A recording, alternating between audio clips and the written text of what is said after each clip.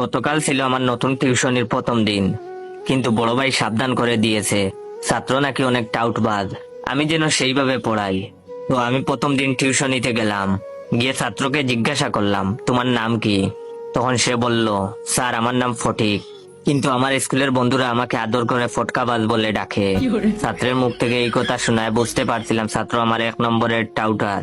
আমিও কম যায় না, আমি আমার ছাত্রকে বললাম, শোনো ফটিক, আমি খুব রাগী একটা মানুষ, তোমার মতো অনেক ফটকাবাজ ছেলেদের আমি পিটিয়ে মানুষ করেছি, তাই আমার সাথে কোনো চালাকি করবে না, প্রতিদিনের পড়া প্রতিদিনই শেষ করতে হবে।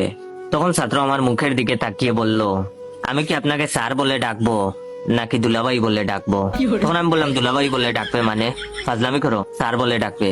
তখন সে বললো, আসলে 2 দিন পর তো আপনি আমার দুলাভাই হবেন, তাই আগে থেকে ডাকার অভ্যাস করে নিচ্ছি। তখন আমি বললাম, দুলাভাই হবো মানে? তখন সে বলল, স্যার আমার 3 বোন, 2 বোনের বিয়ে হয়ে গেছে, কিভাবে হয়েছে জানেন?